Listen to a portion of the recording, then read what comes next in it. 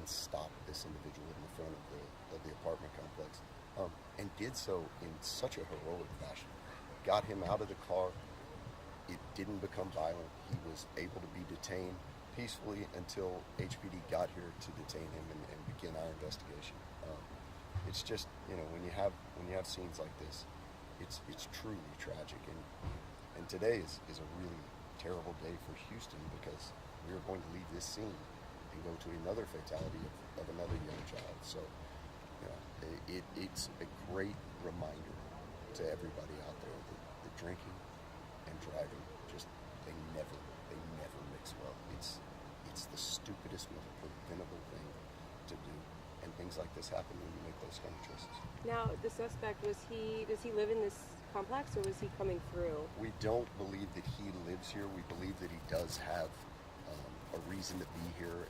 He's mentioned apparently a relative or something of that nature that does live in this apartment complex. So he wasn't a transient just driving through, but we don't believe that he actually resides in this complex. Sorry. Do we have a description of his vehicle? I saw a black truck out front surrounded by police units. He was driving a large, I believe it was a Chevrolet truck. Now, have you ever seen something like this before, where people watching or witnesses stop, the suspect to prevent anything further from happening? And explain that a little bit more and what that really means. Yeah, I have. It happens more than you would really imagine, especially in crashes like these or any kind of a crash.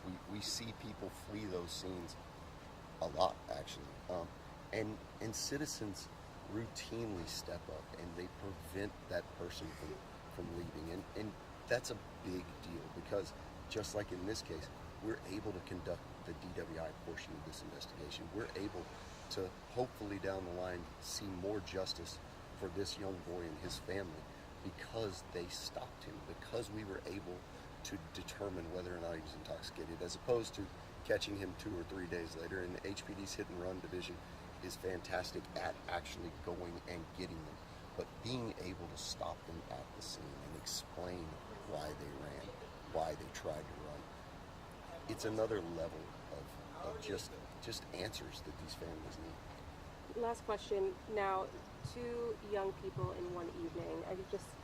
How does that make you feel? And talk about the city of Houston in general. It's a tragic night for the city in general. It is.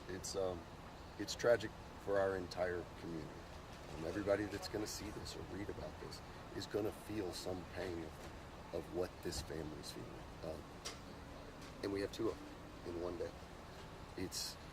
It definitely sharpens the focus of all of us in law enforcement to go try to get some sense of closure, some sense of justice for these families.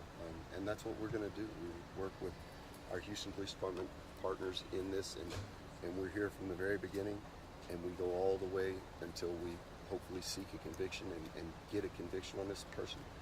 And we do it with these law enforcement partners, and they're there all the way through trial with us. So together, we're going to do what we can to get some measure of justice for this little boy and his family. Thank you so much. Thank you. Thank you, Nice Nez. meeting you. Thank you. By any chance you have? Yeah. Okay. See? You still need me? Oh yes, of course.